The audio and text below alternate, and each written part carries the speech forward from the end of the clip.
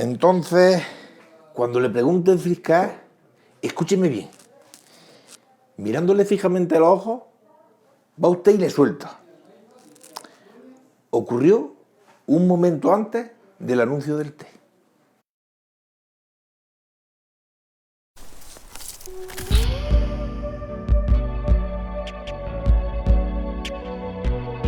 Cariño, le he estado dando vueltas, ¿sabes? Y esta vez va en serio. Me marcho con Andrés. ¿Y qué sucedió entonces? Le preguntará al fiscal poniendo cara de incredulidad o de suficiencia. Usted, claro, se mirará los dedos, carraspeará, haciéndole entender que aún no ha acabado de entender la situación y que le costará explicarla. Llévese las manos a los ojos, subraya su dolor, que el recuerdo nítido aún lo sobrecoge. Hágalo así, se lo ruego. Los pobres jurados caen fácilmente en estas trampas. Después, una vez ganados para la causa, responda. Bueno, verá, no sé cómo decirlo. Eso es. Comience así, con vacilación, para luego enfilar con seguridad. Sí, todo fue y es demasiado confuso para mí. Lo que le puedo decir es que el muchacho del anuncio intentó hacer como si la historia no fuese con él. Eso me llenó de furia. Se acercó la taza a los labios, cerró por un momento los ojos y amagó un gesto de asco.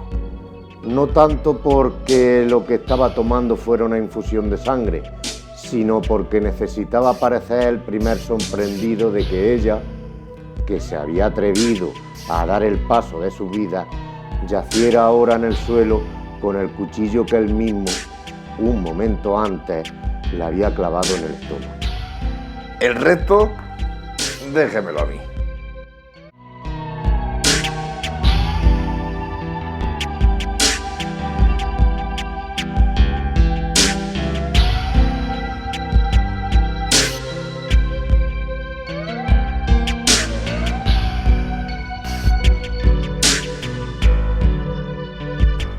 Hola, ¿qué tal, amantes de Thalía? Permitidnos un jueves más que os acompañemos en vuestro entretenimiento durante los próximos 30 minutos con nuestras teatrerías. Pues únicamente se puede olvidar si se recuerda. Parece una paradoja, ¿verdad? Pero es así. Pensemos en el ocultamiento, en el disimulo, cuando la memoria histórica se convierte en, digamos, una memoria disimulada. La memoria hay que ocultarla, como se escondía antes a los enfermos, como al loco de la familia que no podía tenerse vagando por la casa. Hay que silenciar la enfermedad, aparentar que todo está bien. La desmemoria también puede ser un proyecto político, perfectamente organizado, con sus pautas y sus premisas muy bien estipuladas para que te olvides y pienses que lo que estás viendo es la realidad. Ves, por ejemplo, una imagen de lo que está sucediendo en Siria e inmediatamente la archivas. Te conectas a un teléfono, a un ordenador, a lo que sea. El caso es que te conectas a algo que no sea la realidad, a la desmemoria. Todo te conduce a que vivas esa existencia individualista, personal, íntima, evitando cualquier asedio. El teatro en este sentido es extraordinario. El teatro no se cuenta solo lo que uno percibe con la razón, sino todo aquello que se cuela, que no estaba previsto, no solo en cuanto a lo que se dice, sino a cómo lo estás diciendo. Hoy, en la edición número 166 de nuestro programa, os traemos dos momentos para evitar esa desmemoria. La revitalización en la Semana Machadiana de Baeza del encuentro que hace ahora 100 años tuvieron dos de nuestros grandes poetas inolvidables, Antonio Machado y Federico García Lorca. Junto a ello, otra acción para que no olvidemos que aquí, en nuestro Jaén de cada día, la cultura clama por su visibilidad.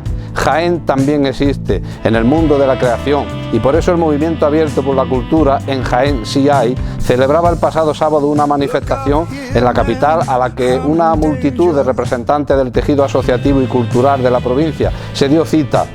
La vida sigue, amigos. hagámosla visible día a día. Nosotros desde esta nuestra pequeña parcela de poder mediático así lo intentamos. Espero que sea de vuestro agrado esta nueva entrega de las teatrerías de Nueve La Loma Televisión. Gracias por estar ahí.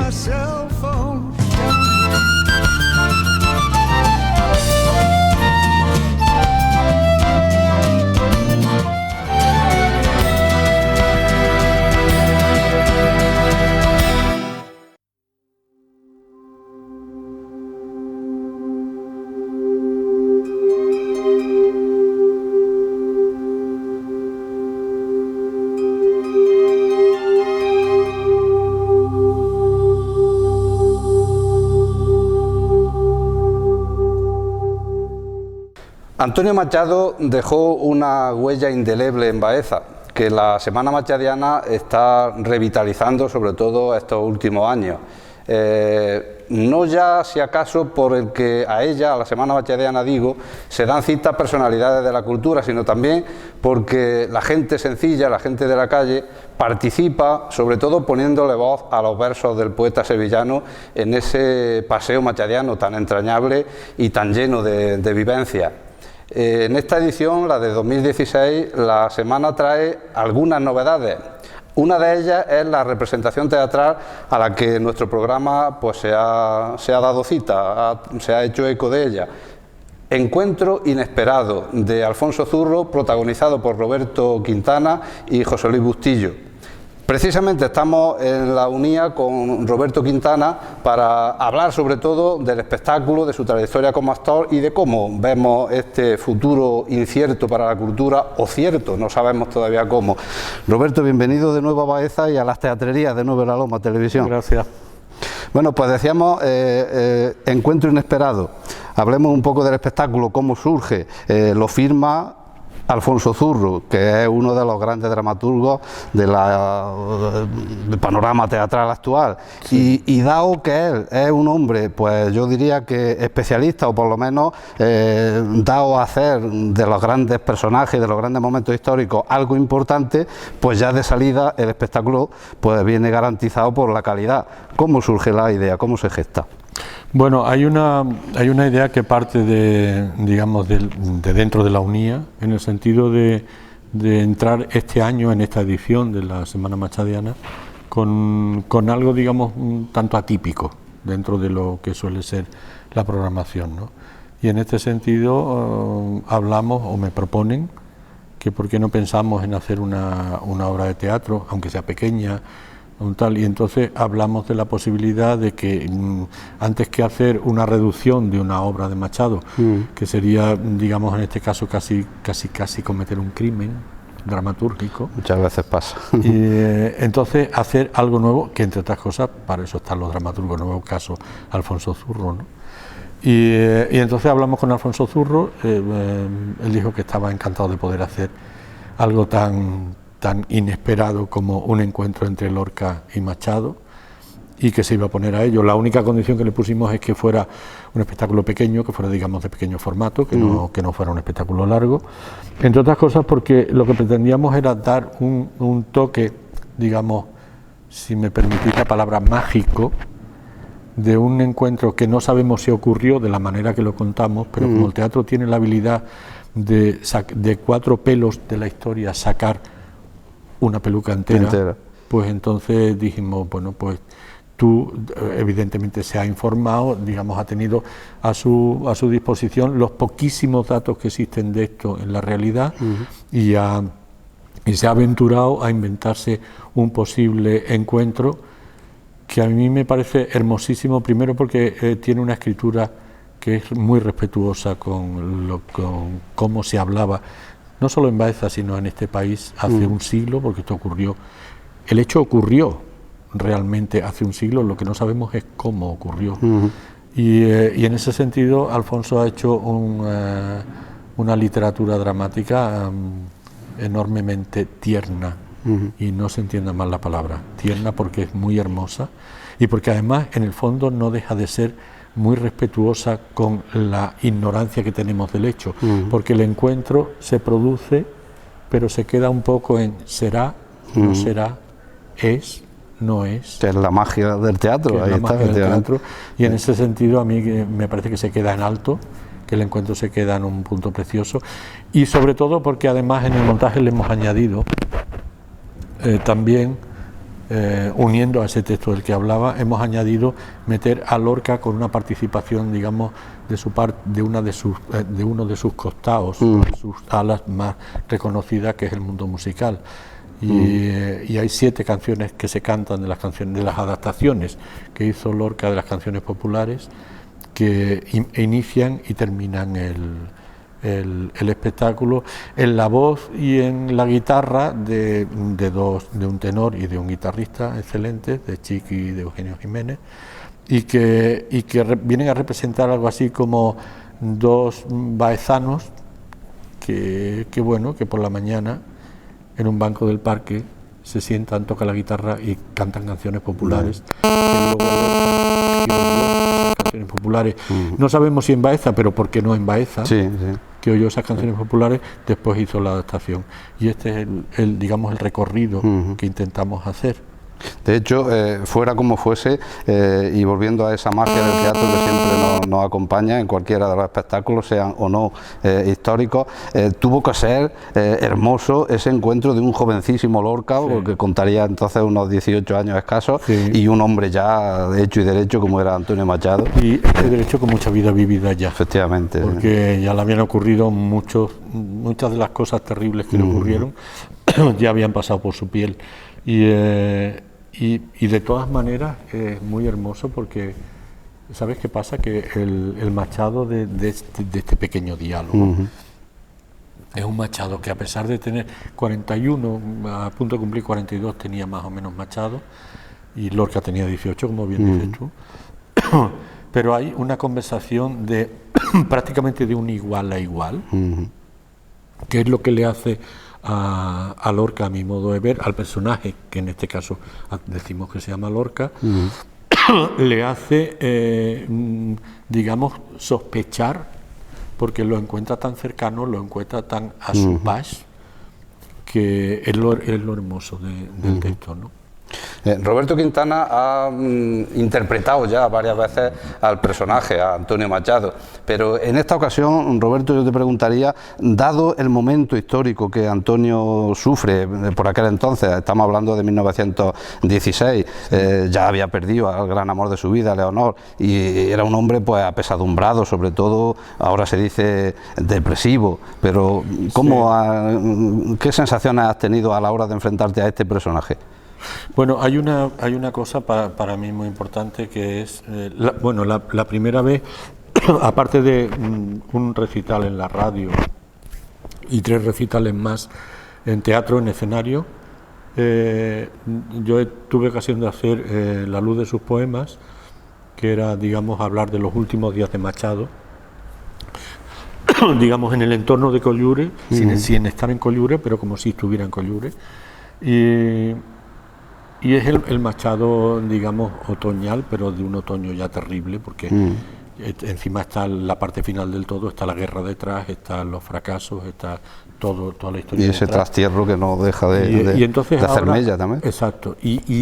Pero como allí salía también el momento de la muerte de Leonor y todo esto, yo lo que he hecho ha sido prácticamente en esta ocasión quitarle, digamos, a ese conjunto energético que para mí es un personaje, porque en definitiva para mí cada personaje es un cuerpo que se maneja con la energía de determinada manera, de determinada forma.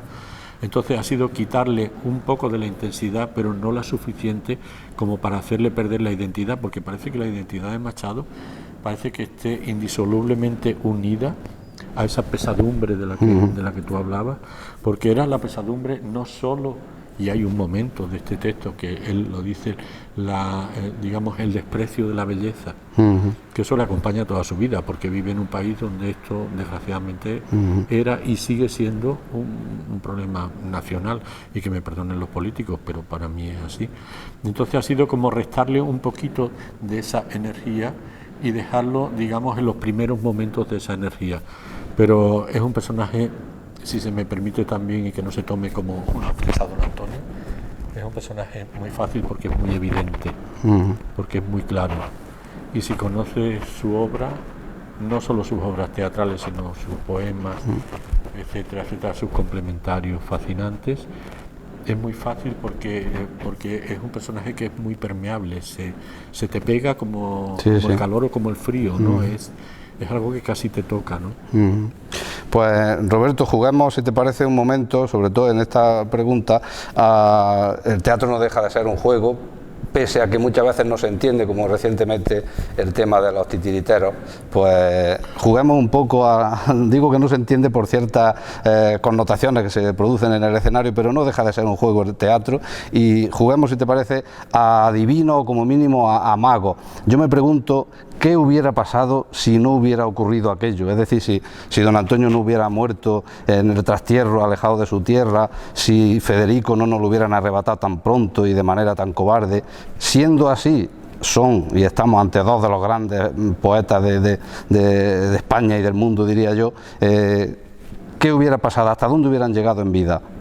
Su obra, su fama, En el caso de Federico es más fácil contarlo porque creo que como, digamos, las puntas de sus icebergs están en vida, pensar cuál era el iceberg que había debajo de ese iceberg que se llama el público, o que se llama su conjunto de últimas obras, a mí me parece algo enormemente fascinante. Me parece que debajo de aquella punta del iceberg, por ejemplo, que está muy en boga ahora mismo porque se está montando, lo ha montado Bellura en Barcelona, el público, debajo de esa obra está todo el teatro contemporáneo, pero además todo el teatro contemporáneo y superando muchos de los debates y muchas de las cuestiones que no solo en este país sino en Europa ha traído el teatro contemporáneo, en el buen sentido de la palabra, traerlo.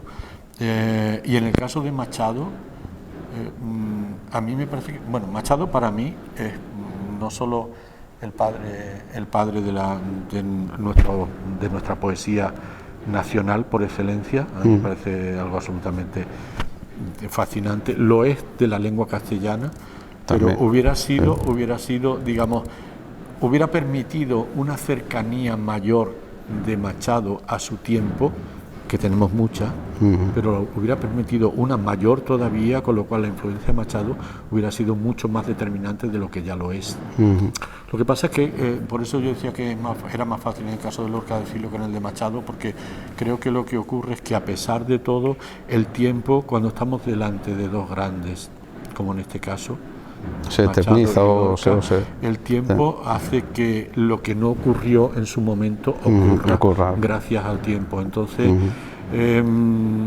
pongámoslo en que multiplicar por X la influencia, la belleza, la importancia para su tiempo y para los tiempos venideros, para los que vivimos hoy, los que se vivirán cuando ya no estemos todos nosotros. Tanto en el caso de Machado como en el de Lorca, y no solo en el aspecto poético en Lorca, sino también en el teatral, no solo en el aspecto poético en Machado, sino también en el teatral. Es menos conocido, en el teatral, es menos conocido, pero es fascinante. Yo he tenido ocasión de hacer algo que espero que algún día podamos completar, que es empezar a diseñar una exposición sobre el teatro de Machado, que espero que algún día podamos llevar a cabo. Y es absolutamente fascinante. Es un hombre capital en el teatro del cambio de siglo entre el XIX y el XX en España. Y enriquecedor, sobre todo para un actor como tú, supongo yo que es enriquecedor investigar, diagnosticar, escudriñar. Los dos hermanos, pero dentro de eso especialmente Antonio, y no por despreciar a Manuel, pero especialmente Antonio.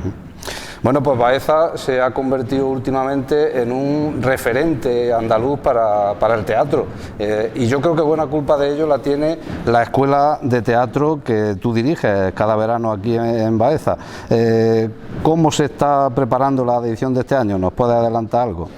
Bueno, lo que has dicho es verdad, pero también es verdad que es gracias a una trayectoria que viene desde ya bastantes años. Si me preguntas, seguramente que cometeré un error, pero creo que son 11 o 12 años de escuela ya. Y el trabajo que hizo César Oliva en ese sentido fue muy importante, porque lo que hizo fue, digamos, ponerle los mojones al camino. Es decir, por aquí hay que ir para que esto funcione y tenga un sentido. Porque claro, hay muchos centros de formación privados y públicos en este país y sumarse a ese carro debe ser para añadir algo y no para entretenerse en el verano, ¿no? Y en ese sentido digo que es muy importante el trabajo que hizo el César entonces.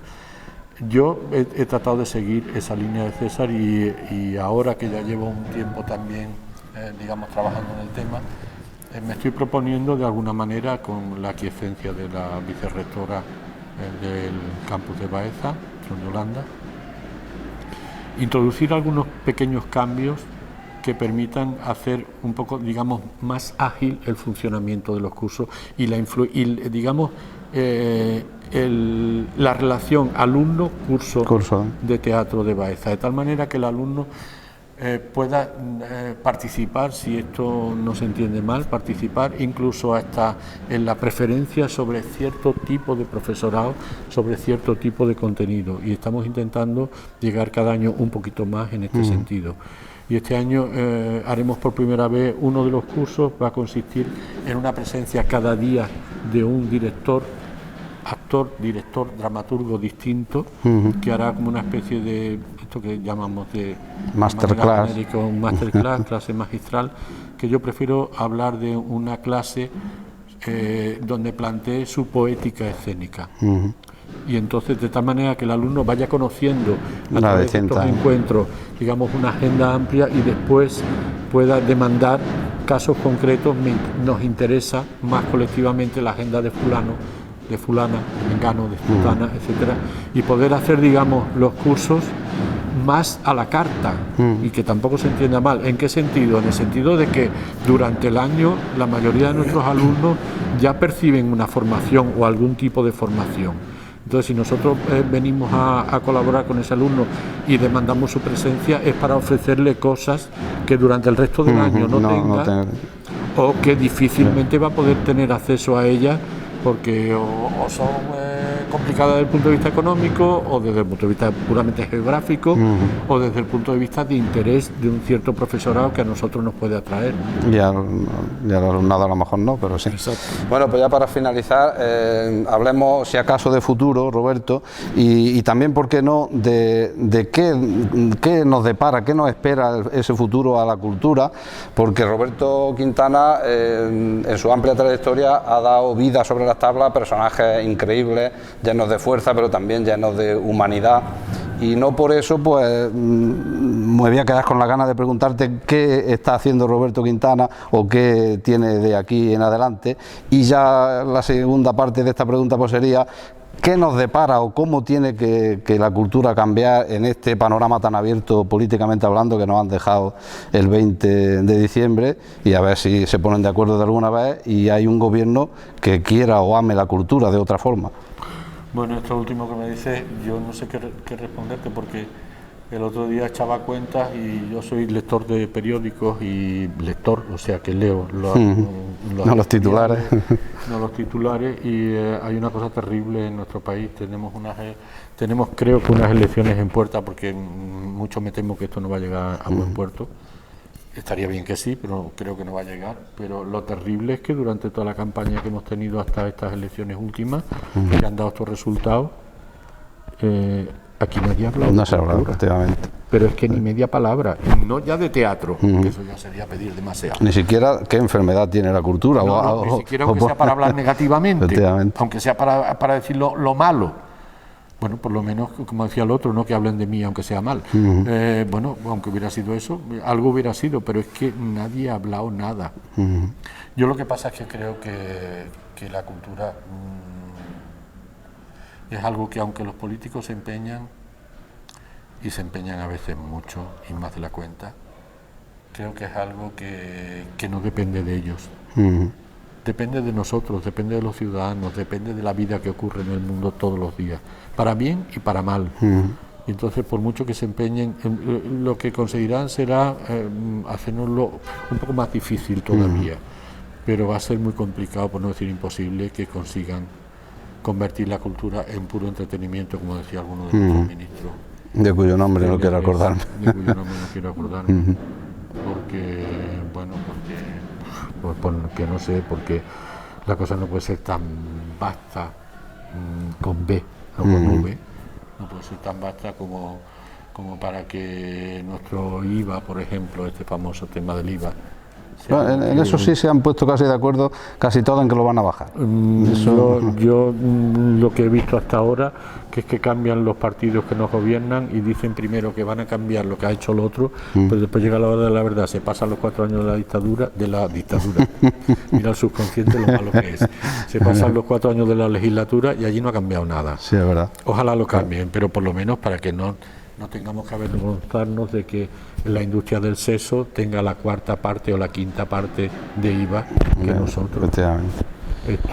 Y claro, si encima te dicen que el tema es el entretenimiento, que la cultura es entretenimiento, entonces pues vamos a entretenernos. Entonces vamos a entretenernos, pero vamos a entretenernos por 5 veces menos de IVA, ya que somos entretenimiento, pues venga, como el seso, ¿no? Por lo menos. No, es terrible. A mí me parece una cuestión muy dura, y como yo lo digo a mis alumnos, a los alumnos que he tenido, porque ya no estoy en la Escuela de Arte Dramático de Sevilla, ni en el Instituto de Teatro que estuve antes, al fin y al cabo uno con la edad que tiene ya está un poco amortizado, o bastante amortizado. Pero tú como dices en tu libro, tu memoria, eres un cómico memórico, ¿no? O con memoria, por lo menos, memorioso. Pero que les digo que a ellos que les queda todo el camino por delante, la cosa es muy complicada, muy complicada. Y sobre todo más complicada cuando le oyes decir a los políticos que bueno, de qué nos podemos quejar, con lo bien que funciona, por ejemplo, el microteatro. Y bueno, tú eres cómico, como te lo pasas bien sobre el escenario, pues de que te quejas, ¿no? Te lo pasas bien, ya no necesitas comer, ¿no? Es decir, y el microteatro tiene microsueldos. Sí, podemos hablar de sueldos. A veces ni existen, pero bueno, ni existen. Porque del microteatro a veces hay que para repartir entre 9 una cantidad que está en torno a los 80 euros o algo por el estilo. Sí. Y dice, este es el porvenir, esta es la venda que nos ponemos porque la pasión por el oficio no te permite decir ahí se queda el oficio, que yo no quiero saber nada más de él, y de alguna manera mantiene la unión con el oficio. Pero esto no puede ser, o como decía un político, que no diré el nombre porque igual lo conoce alguien de los que nos escucha, es que el tema de la cultura es que pasa una cosa, es que no hay que preocuparse tanto por ello, porque al fin y al cabo los votos del sector de la cultura en unas elecciones, ¿cuántos son? Efectivamente. O sea que no tenemos ningún interés para los políticos, no digo que para todos, espero, pero sí que es cierto que para muchos, y la prueba es lo que decía al principio, aquí nadie ha hablado de política, nadie ha hablado de cultura. Bueno, pues sigan ustedes hablando de sus cosas y nosotros intentaremos seguir hablando de las nuestras. Pues Roberto, llegado a este punto, no tengo nada más que reconocer que he estado muy a gusto en esta entrevista. Es la segunda vez que Roberto está en nuestro programa. Pues darte las gracias por compartir este tiempo con nosotros, que esperamos descubrir bastantes cosas, quizá nuevas o no tan nuevas, en estos personajes de Antonio Machado y de Federico, en este encuentro inesperado, y qué suerte para el futuro. Pues muchas gracias, y gracias a vosotros, porque si no fuera por vosotros, muchas de las cosas que hacemos los de este lado, los cómicos, los comediantes, con el poco caso que nos hacen los de arriba, y si encima no estuvierais vosotros, seríamos como ilustres desconocidos. ¿Quiénes son estos? Son unos señores que aparecen por ahí de vez en cuando, que hacen unas cosas muy raras. Ahí ya está. Así que gracias. Os dejamos con unos minutos de Encuentro Inesperado de Alfonso Zurro. Perdón, señor. ¿Podría decirme si es un grupo de jóvenes? No he visto a nadie. ¿Se ha perdido? Solo despistado. Ese es nuestro signo. Tener que tomar un camino a ciegas e intuir que probablemente estemos equivocados. ¿Cierto? Tengo el temor de que si voy por esta calle, ellos habrán tirado por la otra. Y si hace lo contrario, se tirado lo mismo. Así es. Tendré que arriesgarme. También puede esperar. Si le echan de menos, darán media vuelta y regresarán a buscarle. Pero ¿y si no vuelve? Entonces será peor. ¿Por qué? Se sentirá decepcionado. Creerá que nadie se interesa por usted. Cierto. Y más cuando me siento culpable. Entonces, se ha despistado conscientemente. No, de ninguna manera. Me entretuve contemplando lo que debió ser un antiguo palacio y tomando unas notas. ¿Toma usted notas? Sí, para un artículo donde daré cuenta de este viaje a Baeza. ¿Y algún periódico? No, en principio lo presentaré a la revista de la Universidad de Granada. ¿Es usted escritor? Estudiante hoy, mañana sí, quisiera ser escritor. ¿Tendría usted algún inconveniente en leerme algunas de esas notas sobre la causa que le ha atrapado? No, ninguno. Pues he apuntado. Palacio destrozado y cubierto de cantos. Capitel caprichoso empotrado en la pared. Una reja que parece hecha para enamorados. Todo abandonado, despreciado. Despreciado. Ahí le ha dado usted el desprecio. Yo también me pregunto, ¿cómo se puede despreciar tanta belleza? Porque no es solo esta ciudad, todo el país desprecia su belleza con la ignorancia de unos bárbaros. Los españoles caminamos sin corazón y sin conciencia. Los españoles caminamos sin corazón y sin conciencia, me gusta. Sin embargo, a mí ese abandono me provoca un estremecimiento. Si a usted le araña en su interior, es por su sensibilidad de escritor en ciencias o de poeta. ¿Le gusta la poesía? Me apasiona. Leo y persigo versos sin parar. La poesía es el arte más sublime, el arte del misterio. Definir la poesía, eso sí es de por sí un misterio. Bendito usted que puede hacerlo con el atrevimiento de la juventud. No, pero creo que le estoy entreteniendo. Usted iba tras los pasos de sus compañeros. No se preocupe, es probable que dé la vuelta y vuelvan a dormir. Esperaré un poco. ¿Han visitado ya la catedral? Sí. También han tomado notas. Pocas. Me interesan más los detalles, la sensación, antes que la descripción de los monumentos. Para eso están los libros de arte o de historia. Ahora, la catedral tapa la plaza con su sombra. En la esquina, el palacio del antiguo cabildo. Masa negra y amarilla y verde y sin ningún color. Escudo medio borrado. Silencio íntimo y doloroso en esta plaza.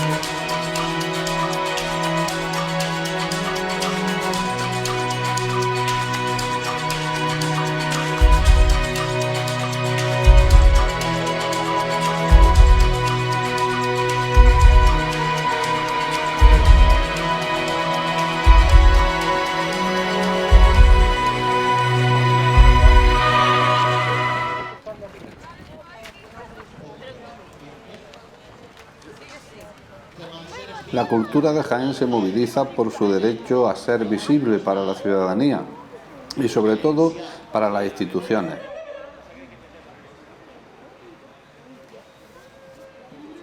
El movimiento abierto por la cultura en Jaén sí hay reunía el pasado sábado en la capital del Santo Reino a la práctica totalidad de los creadores jienenses que protagonizaron un festival o marcha festiva por la cultura entre el Parque de la Victoria y la Plaza de Santa María. Actores, músicos, cineastas, escritores, movimientos vecinales, profesionales de la danza, artistas y representantes del tejido asociativo de la cultura en la provincia mostraron con su presencia en la marcha el sentir generalizado que la falta de interés institucional por su trabajo creativo ha llevado a este movimiento reivindicativo. En medio de un ambiente festivo, pues la cultura persigue el bienestar general, se distribuyó un manifiesto desde el que el movimiento en Jaén sí hay pide, entre otras soluciones, a esta situación que ha encerrado a la cultura en general y a la que se produce en Jaén en particular, al limbo del desinterés, que se cuente con los agentes culturales que desde esta tierra de olivos hacen de todo a la hora de disponer del ocio colectivo. La marcha de Jaén es la primera de una serie de movilizaciones que el MAC, Movimiento Abierto de la Cultura, hará en próximas fechas. El Movimiento Abierto por la Cultura tiene unas ideas aquí con todo esto que queremos hacer en el día de hoy, y es acabar un poco, desterrar este estigma que tiene la ciudad de Jaén y las instituciones con que esto de que en Jaén no hay nada. Así que queremos cambiar el Jaén no hay nada por en Jaén sí hay, y el Movimiento Abierto por la Cultura se denomina abierto porque aquí no solamente engloba a los profesionales de la cultura, sino también a lo que es la sociedad en sí y las instituciones, todos unidos de la mano. Queremos un Jaén con más protagonismo cultural, con más actividad cultural, y queremos salir a la calle y hacernos visibles, que la gente haga visible y desterrar esto de que en Jaén pues a lo mejor hay 4 y que se dedican a esto y ya está, y no, aquí hay gente con un grandísimo currículum en todas las disciplinas, en teatro, danza, cine, en gente que se dedica a la ilustración, en la literatura, ¿no? En la música. Hay gente con muchísimo currículum que salen de Jaén hacia afuera, y queremos reivindicar esto hoy y hacer partícipe a la sociedad de todo esto. Pues para todo, o sea, todo lo que queremos con esto es que la cultura y los profesionales de la cultura también formen parte de las decisiones que se gestionan a nivel cultural por parte de las instituciones. Queremos que se cuente con nosotros. Nosotros hemos redactado un manifiesto que es lo que se va a leer al final del día, al final del desfile, ¿no? Cuando lleguemos a la Plaza Santa María. Y en este manifiesto hacemos una introducción en la que hablamos de la problemática que existe, denunciamos una serie de situaciones que se tienen que solucionar y reivindicamos, y sobre todo también proponemos de qué manera se puede gestionar mejor la cultura, ¿no? Y nuestro cometido a partir de este primer movimiento, el siguiente, es formar parte de las decisiones de la cultura que se tomen en todas aquellas instituciones culturales. Esta iniciativa creo que es importante dentro de Jaén, una ciudad pues que no suele brillar precisamente por la cultura, ¿no? Entonces estamos aquí pues con idea de que manifestarnos y que sea muy importante estas cuestiones, ¿no? Digamos que la cultura ha sido la pariente pobre de esta crisis, es la que ha salido más perjudicada. Por supuesto que parece ser que estas cosas no interesan a los políticos. Los políticos tienen otras prioridades y realmente parece ser como si esto no fuera importante. Entonces, bueno, pues aquí estamos nosotros, el pueblo, para dar importancia a estas cuestiones.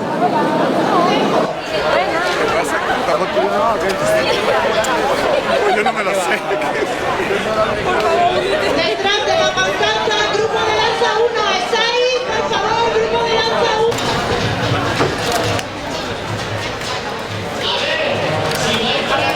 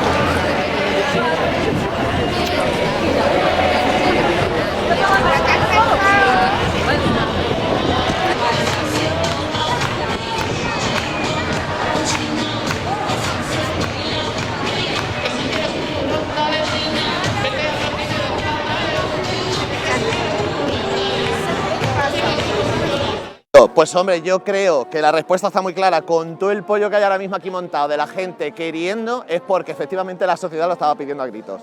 O sea que sí que es necesario. Y yo, que soy manchego, que yo no soy de aquí de Jaén, harto estoy de escuchar a la gente de Jaén decir cosas como lo bueno de Jaén es que está cerca de Granada, Jaén es como un pueblo, Granada mola más, no sé, hay como un poco querer a lo que es de Jaén, o para ser de Jaén es muy bueno. También es otra frase que se suele utilizar mucho aquí los propios de Jaén. Así es que, por supuesto que es necesario. Sí, bueno, pues sobre todo, luego ya personalmente cada uno, pero bueno, sobre todo para reivindicar que efectivamente que hay mucha cultura, hay mucho artista de distintos gremios y que entonces pues tanto para las instituciones como para el público en general, pues... Jaén tiene una energía creadora impresionante de grupos de jóvenes que hacen música, teatro, que escriben, que hacen recitales en los bares, y se ha puesto en evidencia que esa energía parece frenada por las instituciones que no apoyan suficientemente a la cultura. El movimiento abierto por la cultura entiende que hay que defender el patrimonio, hay que defender la ciencia, hay que defender las letras y todo lo que ayude al desarrollo integral de esta provincia. Por eso decimos que el movimiento abierto por la cultura en Jaén sí hay, y mucha, y hay que ponerla en valor al servicio de los jóvenes que están buscando ganarse la vida con su arte o con su trabajo. Se ha editado un manifiesto que se puede encontrar en la página de Facebook Movimiento Abierto por la Cultura, en el que se defienden varios puntos. Por supuesto que baje el IVA, porque es muy alto, escandaloso, y que se ponga la media europea. No queremos privilegios, pero por lo menos como otros países de Europa. Que se abran las instituciones, que se pueda tocar música en locales privados, pero que estén insonorizados, que se hagan circuitos y un consejo provincial y consejos locales de cultura, es decir, que se dé más apoyo a este sector que en Europa está generando hasta un 10% del Producto Interior Bruto y dando mucho empleo.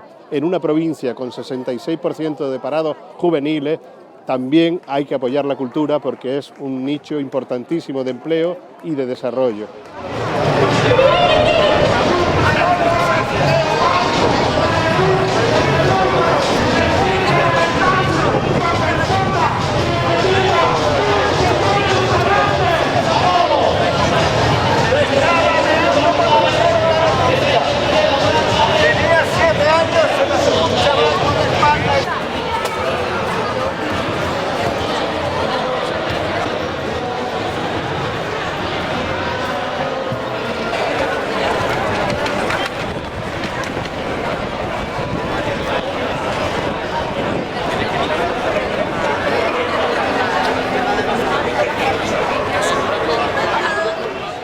Pues hasta aquí por hoy, amigos. Espero que con esta gotita de ternura para el corazón y tibieza para el alma os hayan envenenado un poquito más, endulzando vuestra existencia.